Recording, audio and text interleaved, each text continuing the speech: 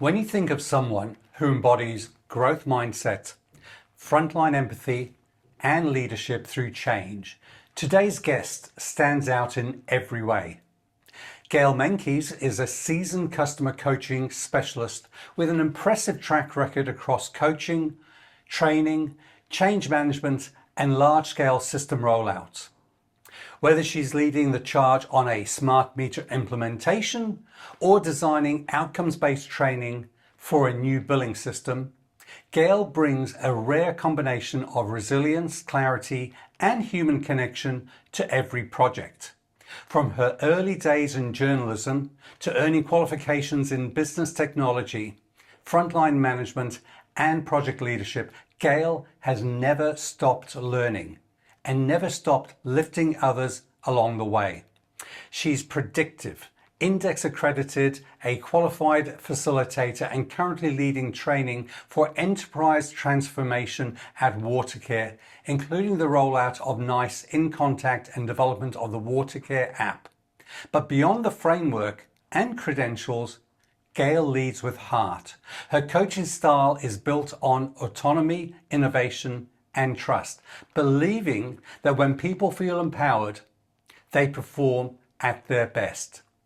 Welcome to the Kiwi CX Collective, Gail Meintjeis. Welcome, Gail. Thank you so much for having me. It's great to be here. It's our pleasure to have you here. Now, Gail, for those who might not have met you before, can you share a little bit about your journey from journalism in South Africa through to the role you have now at Watercare here in New Zealand? Yeah, I'd be happy to do that. I started out as a journalist. I studied for a while in South Africa and then kicked off my journalism career at a small newspaper.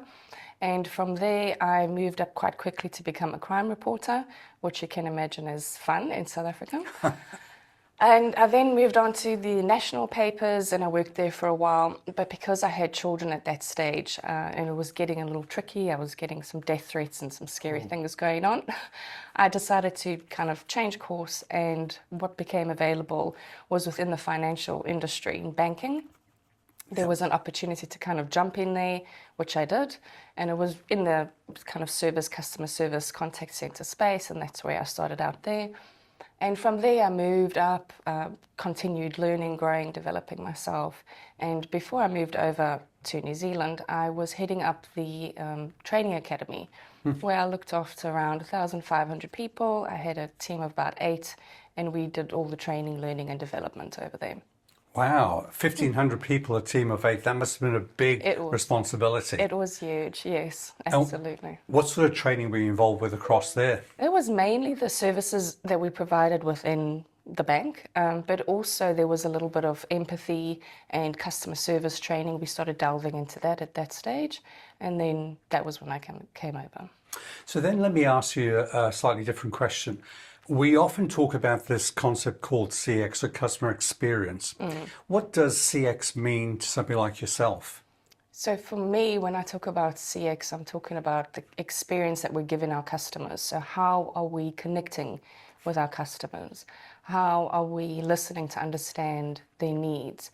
How are we engaging with them and delivering value to our customers? So that's what CX from a customer experience perspective means to me. Wow, I love that. Connecting with our customers, engaging with them. These are very powerful words because it's not just a transaction. Absolutely. It's more than that. It sounds like it's a deep understanding.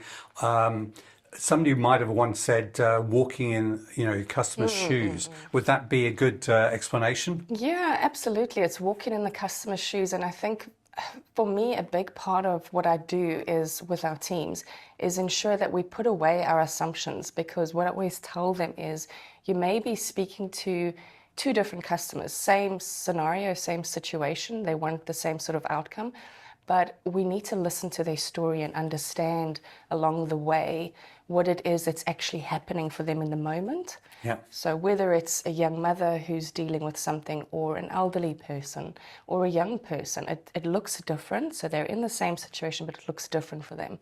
So it's really important we put our assumptions aside, listen to understand, and then provide value to that customer. I'm taking notes because I tell you what, this is gold, absolute gold. Often when I talk to people, I reference in the contact center industry as a senior consultant. I was brought in to look at change management projects. And when we looked at these, they'd be designed to deliver a return on investment. Business case was written, either going to raise the revenues or reduce the operating costs. And you built a business case based on these premises, and then you implement it. Millions, sometimes tens of millions of dollars involved. When we came back 6 to 9 months later to evaluate this, the shocking statistic was that 80%, if not more, failed to deliver their ROI. Yep. When we looked at this, we said, well, what's the cause? We came back with what we call 3 Ps. The first P was the product. Yep. The product was, hardware, software, usually back in the day, but it was fit for purpose. It might not have been the best of the best, but fit for purpose. And if you cannot blame the product, it would not work unless you had the second P, which is a process. You need a robust process that wraps around the product. So if you had a robust process wrapping around the product that was fit for purpose, your final P was a determining. Any guesses what that might be? People. People, absolutely. Gail, if we had a chocolate fish, you'd get that right now.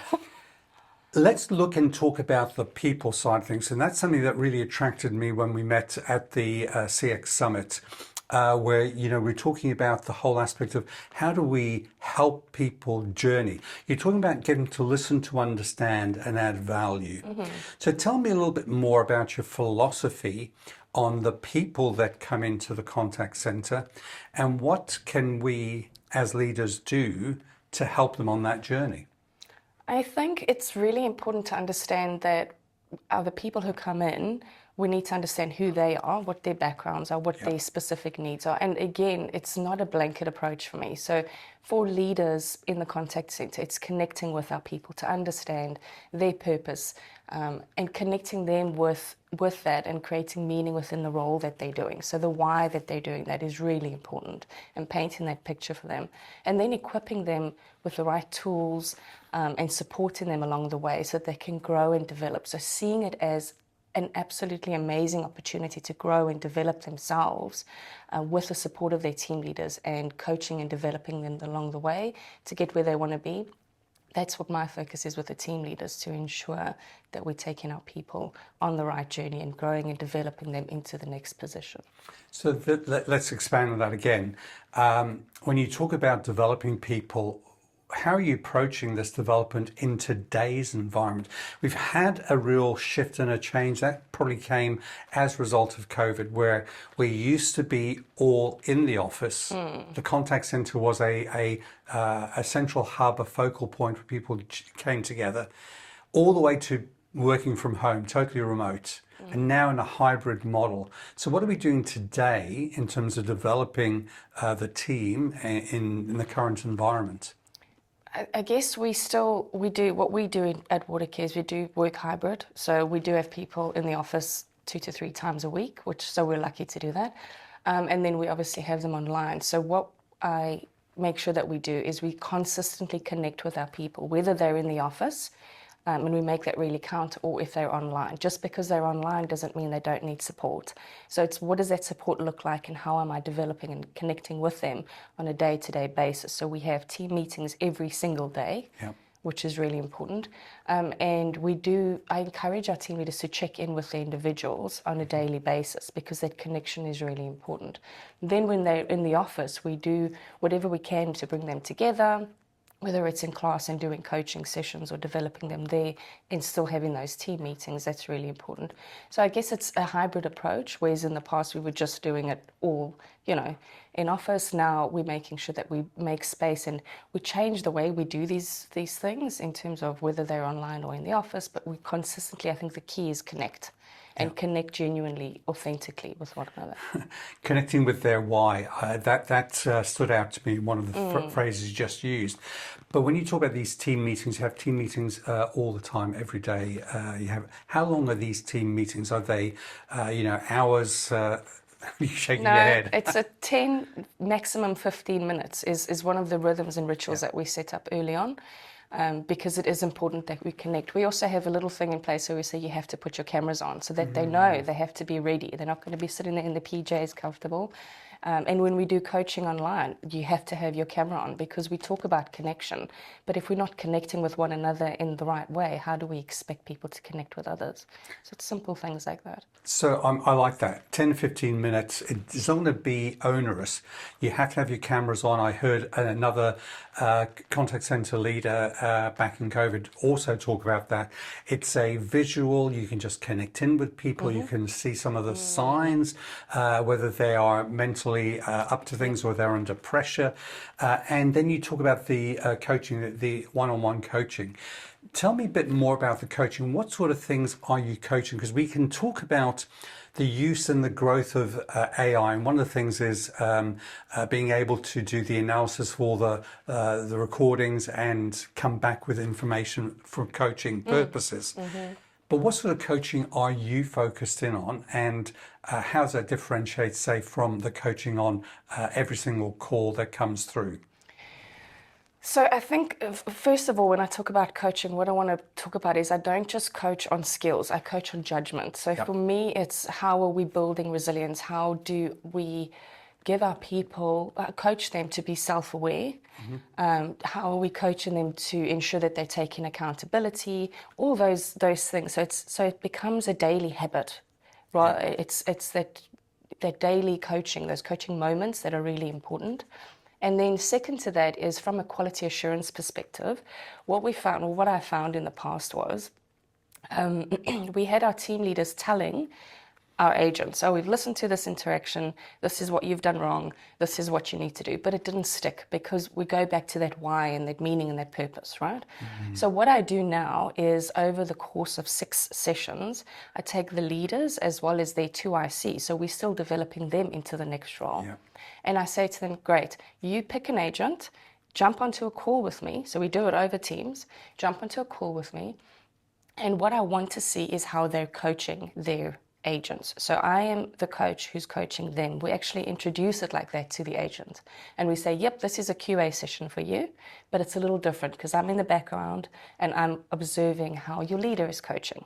And I actually have a framework, but I don't present that to the leader because then it becomes a script, something they're trying to tick the box on. And so over the course of 6 sessions, I actually sit and I observe, and after each one, I sit at the end and I coach the leader and I give them one focus area, and then they come back the next day and then we coach and we coach and we coach. So at the end I kind of sign them off and say, you're now a coach, go ahead and make further coaches of your agents, so it's just constantly handing that baton over, and then we do a check-in a couple of months later. But the most important thing about those sessions, and I tell my leaders this, is 80% of the time you're not talking, they're talking. 20% of the time you're talking. And I want to hear coaching, not telling. And what it is really just working through things like the GROW model and setting smart goals. So the agent is coming up with the actual focus point, and there's just one, I just want one. So they come up with it themselves, and that's where there's the meaning behind it. It sinks in for them. They understand what it is that's causing the behavior or something that's not happening. And so there's buy-in, and that's so different from somebody telling you what to do, and that sticks. And you can see they feel empowered. They take accountability. We recognize the great work they do when they actually implement it. And we also focus on peer-to-peer coaching. So we say, you've done a really good job. Can you show the rest of the team? So that's where we kind of go with that. I love that because, again, I have the privilege of getting my coaching model through Maxwell Leadership. And in Maxwell Leadership, we talk about, it was introduced to us in terms of a coaching model by 3 juggling balls. Can you imagine this? You get a little parcel, it's got 3 balls in it, and you're told, okay, you have to now start juggling. And you've never juggled before. And you worked with another partner, and the purpose was to help coach the other person. And as people were telling us, well, try this, try that, balls were going all over the place. 500 people in a room, you can imagine the chaos. But when we were taught to ask questions and ask them, so what's holding you back? What's stopping you from These are the questions that, from a coaching model. Are you an IFC, International Federation coach? Because you talk about the grow model.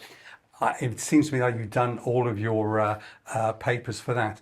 Because if you think about this, you're talking about a group of people that you're going beyond coaching and training on the product. And now you're starting to look about the empathy. You talked about learning, listening to understand and add value. How do we help somebody coming into the industry, either somebody who's coming straight out of university or school, or somebody re-entering the workforce? How do we encourage them to have the right empathetic modeling that we're going to have and we need to address the different types of customers that are calling us every single day? I guess we make it personal. So that's what I do, is when we do our customer experience training, we take them through and we talk about what is empathy, because people talk about empathy, but they don't really understand it. And so we run through a couple of scenarios. We make it really personal, saying, imagine you were that person, or your parents, or somebody that you're close to in the community, and they're going through something like this. What does that look like for you? And we actually sit in classroom and we role play. We do, all those old school things, but it really works. And I think it really works because, as you said, with COVID, people are so separated. A lot of the people coming in, are online all the time, so they don't quite understand what that looks like. So we actually get them in class and we do role plays and we talk through things and we encourage, we question, we say, what does this look like for you? We ask them to give us their ideas and thinking. So it's a lot of back and forth within a group. And we have people who've been there for a while come in. So it's not just me or the people who report into me. It's other people as well who are SMEs in terms of that. And we come in and we share experiences. And again, I think the meaningful piece of it is thinking about, if that was you in that situation or somebody that you care about, what would that look like? And then we do a couple of takes, and then they finally, the penny drops and you can see it. You can actually see it. So it's really not a once-off. Here's you're going to come in, we're going to talk about it, and then you're going to go off, and I expect you to do it. And that constant support, both from leaders and as well as myself, we encourage them. We say, if you're stuck, come back to us. But we want to not only encourage you to say this is a problem, we want to see, what do you think the solution is? And let's talk through that. So that's how I kind of approach it. I was thinking, were you reading my notes? Because I wrote one-off, question mark. No. Because it's not a one-off. It is consistent. You've got to go through and help them develop them. We're talking about creating a career path for people. You talked about earlier on having your team leaders and your 2 ICs getting involved in the coaching process. So you're helping people to grow themselves. Often you'll hear the analogy of the safety briefing on the aeroplane. And often they'll say, when the oxygen mask falls, who do you put it on first? Yep. Yourself. Put it on yourself. Yeah, absolutely. So we're trying to really grow the culture in the organization, help people understand the practical aspects of how coaching can help them develop the empathy, put them into somebody else's shoes. I remember interviewing one of the finalists for the awards last year, and when we talked about it, I said, well, look, hold on a second. You are dealing with a Kiwi Saver environment, and you're talking to people who are about to retire. But he was a young lad, probably in his, I'd say, late 20s. And then he was saying, yeah, well, when I talk to somebody, I think about, well, when I'm talking to my grandparents, exactly. This is how, and I bring those sort of conversation pieces in. So in the environment, it's a tough environment out there. There's a lot of pressure on people. And I'm sure that you mentioned resilience as part of the training that you're involved with. How do you motivate your team when the pressure is on? I don't want to sound like I'm repeating myself, but for me, it's, again, all about the why. Genuinely, it's about the why. So when people are struggling, and a good example of that would be Cyclone Gabrielle. So you can imagine that our contact center dealt with a lot of people, customers who were stressing and struggling, as well as our frontline crew. And so we reminded them why what they're doing is important, the communities they're serving. We reminded them of the impact of that. That was a big thing. And then second to that, we we made sure that we recognized them for their resilience. We recognized them not just, and we took voice of the customer feedback, and we kind of put this together and shared this across teams, both digitally and in one-on-one meetings, like across teams. So that was great. But when we recognized them, we didn't just say, oh, the customer said you did a good job. We went a little bit deeper. And so what we kind of portrayed was the intent behind it, the effort behind it, and the impact of that. And that really, so when you recognize people for that, not just, something a customer said, but understanding, putting yourself in their shoes, I guess, our agent's shoes, and thinking about what that must have been like for them, because they were also going through their own things, and recognizing them for that publicly, that really, it created a really good sort of culture, a little bit of positive, what do you call it, a competition between them. Oh, I'm going to be recognized next. So that, coupled with reminding them why they were there, and then overarching is absolutely ensuring that they have that mental well-being support in place. And that is something that I say to my leaders, even in our QA coaching. Some people have said, oh, I'd just try and push through and do the coaching, but I could see something was off. And I said, no, you need to stop that. What is going on with your person? Are you connecting with them? Are you being genuine? Because you cannot expect that from them if you're not doing it. So if it means I'm going to stop this now and check in with them, that's what the important part is of that session. And then you come back to it later. So that's how we encourage them to always look out for the people. And it's not just about the stats, it's about how are we allowing them to show up authentically, and how are we doing that ourselves as leaders. I think we're getting 3 or 4 elements here, which I'd like to, again, talk with you. We're talking about that mental well-being in place, stopping and figuring out things. I've often heard a phrase, John Maxwell, I think I first heard him say it, people don't care how much you know until they know how much you care. I think that's an important element for us, that genuinely we want our teams to understand that we do care about them, and we're there to help them and work their way through. You talk about the voice of customer, and our contact center agents are the people who are at the cold front. They're hearing things all the time, and they've got ideas that we need to facilitate and make audible at the highest level. And again, the ability to do that becomes important, because you talk about recognition. I'm going to ask you in a moment, what sort of programs you have in place to recognize? So what are you doing for people? Because they say that old men cry for it, old men die for it, babies cry for it, and that's recognition. So what are you doing in terms of recognition? How do you recognize the teams and their individual activities? So I guess that part of recognition is really what we do, is share it across teams, absolutely. So even if we do in coaching, whatever, we encourage the leader to go back and share within their teams that this is something that went really well, and then we share that across all teams meetings, so it's public like that. But the other part of recognition, because what I found was, and sometimes there's a bit of turnover in our contact centers, and that happened early on when I came in.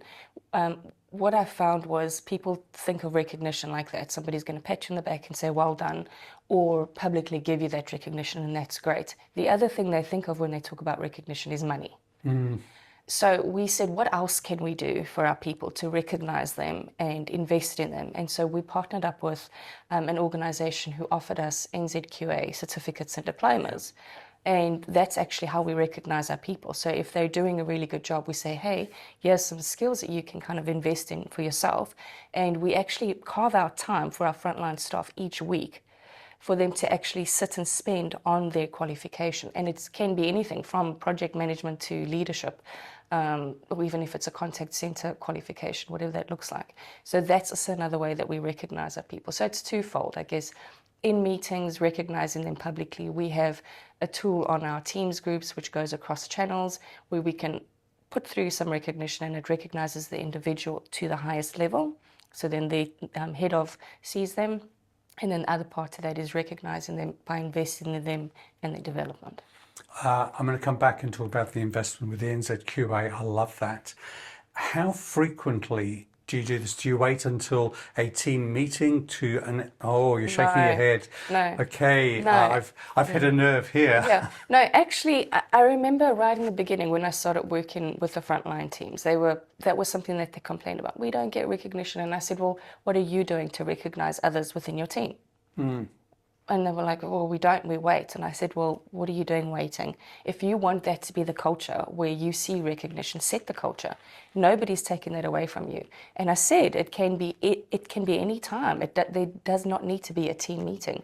And so that's when we set up that recognition app on our Teams group. And I said to them, I want to start seeing you recognizing your peers and your team leader and others across other teams. So it's daily, it's consistently, and we see it come through all the time. It's not just from leaders down, it's peer-to-peer recognition that comes through the app and gets seen across that whole team, the entire contact center team. So it's constant. Every time they hear somebody having a good conversation, they put something through and say, wow, I heard Gail have this really great conversation, it inspired me, and everybody sees that. So it's in the moment. It takes a couple of seconds, and they're given that opportunity to do that. So it's constant. Fantastic. Because I looked at, and I think you're right, it's got to be instantaneous, Yep. get there. It's pointless waiting, because you lose the impact of that. 100%, yeah. And I love the fact that you've got a whole series of, I guess there are financial and non-financial incentives you can give people. A good book, I referenced this a little while back, was called The Carrot Principle. And the two authors of the book that I met in the States back in 2018 identified 125 recognition activities, literally from some of them, a lot of them are low cost or no cost. Yep. People just love the fact that they might even get a car parking space closer to the office, or you can do something. You get a masseuse in and give them a 10-minute massage during the working week. But I love the NZQA element because again, you're talking about giving them bite-sized chunks and allocating the time to do that. We've been working here at CCNNZ closely with Learning Planet and looking at white labeling a whole lot of programs there that we think are what we need at different levels, from the agent through the team leader into the contact center level manager, and certification courses that they can do in bite-sized chunks, because we don't have a couple of hours or a day or two to put aside. We need to fit this into what's already a very busy schedule. Absolutely. So congratulations on doing that. Let me go back and then ask a slightly different question. If we think about the way that we look and measure our teams, we are talking about an environment where quite often within the contact centre industry, and I've spent 30 years involved in that here in Aotearoa, New Zealand, the traditional way that we measure things are around average handling time, or speed to answer, or we might even look at customer satisfaction surveys. What are the real measurements that you would like to see in your contact center, and why are they important? So what we look at the moment that is really important is both CNS, so the customer, or the NPS, Net Promoter Scores. Yep. That's really important because that's how we kind of get that feedback along with our voice of the customer. But for me, what's really important is our ENPS, so our Employee Net Promoter Scores, because that tells me what is the agent going through, what is that employee experience. That's really important for me. We also look at first contact resolution and agent behavior scores. So those three are what we focus on. So what we say is if we are giving our teams the right tools and right capabilities and we're developing them, so investing in our people, the three things that come out naturally from that is first contact resolution, because they're listening to understand, they're providing value to our customer. The customer doesn't need to come back, they trust what's being said, and they feel heard.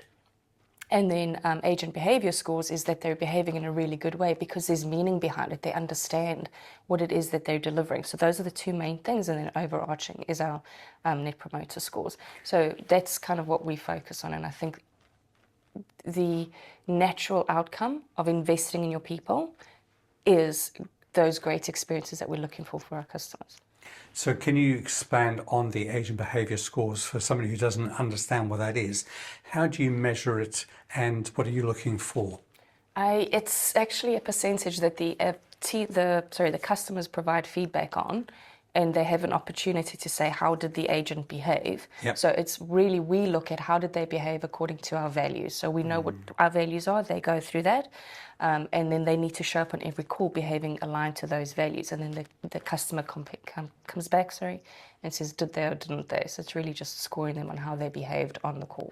And for those customers, are you asking to do a survey straight after the call? Yes, so that automatically goes out. How do they do those surveys? Are they via email or are they straight after the call on some sort of IVR type? Yeah, it can be either straight after the call or it's email. So it's either or that we contact. What level of response rates do you think you're getting from your customers? Are they quite willing to do this? I think they are. We have actually see quite a number of VOC and survey feedback. We see a high number of that.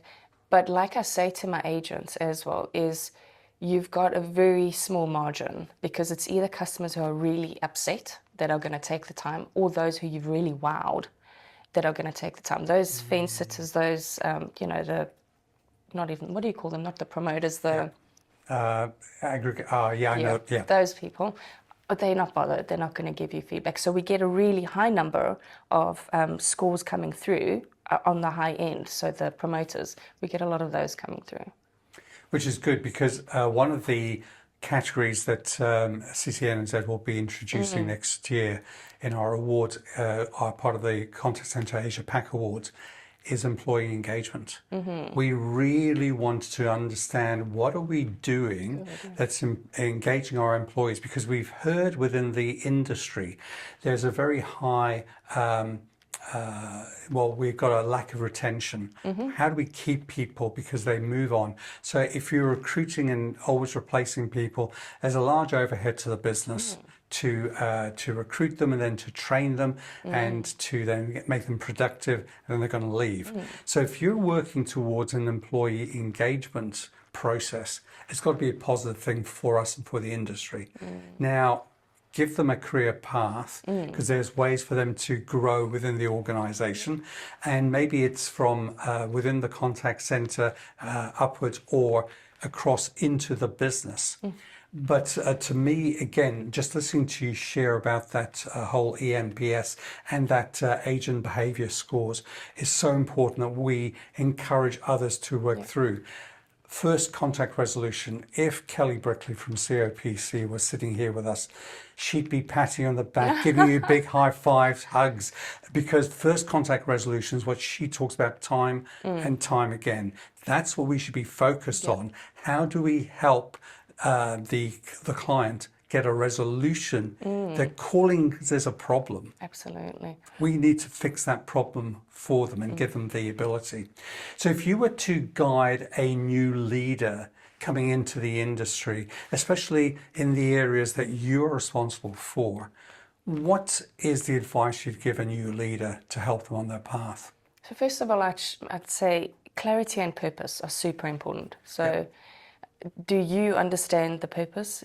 Do your people understand the purpose? And are they clear on what that purpose is? And then is there a connection to it? Is it that why, that meaningfulness, that purpose behind it for them as individuals? That's something I can't stress enough, because you'll get that retention when people don't understand the impact that they're having or what they're doing and how it actually adds value. So that is the first thing for me, is making sure that your people understand that what they do is so important. It's not just a contact center. It's you actually impacting people's lives. You've got an influence on the community. So there's so much that we need to talk about in terms of that. So that's my first piece. And then 100%, that vulnerable leadership, I speak about that all the time.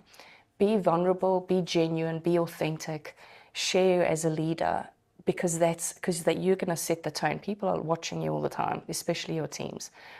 So to come and be yourself, be authentic, be respectful, be yourself, and connect with your people. Don't worry about the numbers, don't worry about the stats. That's not where you start. Start with the person. and build from there. Because once you gain their trust and you empower them and you get curious with them and about them, you're going to build really good, solid foundations. I'm not saying you need to blur the line between friendship and business. That's not what I'm saying. But when you're authentic, you encourage them to be authentic. And when they've got clear purpose and they know what they need to do, you've got a really good starting point, and you just continue and build from there. Awesome. Clarity and purpose, be vulnerable with your leadership, and start with the person. I love that. It's really encapsulates what I think is the essence of true leadership. It's not about me, it's about the team, and it's about being vulnerable and transparent on what you're doing. As you look at this, if I was to then turn around to you, Gail, and say, okay, I'm going to give you the magic wand. I might have, normally this magic wand has 3 wishes, but due to inflation, cost of living crisis, we're down to just for one wish. If this magic wand can do anything within the contact center industry or within your organization, what would you use that one wish for? That is a very good question, and you've put me on the spot. What is that one wish for? What would I wish for contact centers? I wish for them that they constantly take people on the journey. Like, I think that as contact centers evolve with all these tools, that they don't leave their people behind. That's really important for me, because it's clear that's what I'm passionate about. Is I love the tools that are coming in. We work implementing them. We work to implement them. I work with the people, but I think focus on that, but do not leave your people behind, because your people are the heart of making it work, heart of the organization. And if you leave them behind, what do you have? Tools, great tools that just don't deliver what our people need, our communities, customers. We could have spent all day talking about technology tools, AI, and AI. We're at the conference, the summit. It was all about AI, and you couldn't, turn without bumping into AI. Yeah. AI is a tool. We have to understand that first and foremost. It's an enhancement tool, productivity tool. It will aid our people. But people still need to have empathy, 100%. Need to know how to connect in with our customers, need to be able to understand their why, their purpose, and deliver into a first contact resolution, because we really want to make sure that they do not have to call us back, because the frustration is there. But you still got to invest in your people. And you invest by being genuine, you invest by driving the conversation with them to put things forward. So as we draw this short conversation to a close, what's the one point you'd love our audience to walk out with, Gail, from this conversation? I think that is genuinely people first. That's honestly what it is for me. It's people first. I keep saying that because I believe in it so much. So just the people first approach would be my biggest focus, and for people to focus on. I'm so pleased to have this, because I want to use the Kiwi CX Collective as a chance to look at both product, process, and people. And you've certainly given us a great conversation piece about people. If somebody wants to get hold of you, Gail, what's the best way to get hold of you? You can find me easily on LinkedIn, Gail Meintjeis, so have a look there and I'd be happy to connect. Thank you, and thank you very much for your time here to be part of the Kiwi CX Collective podcast. Thank you, Gail. Thank you.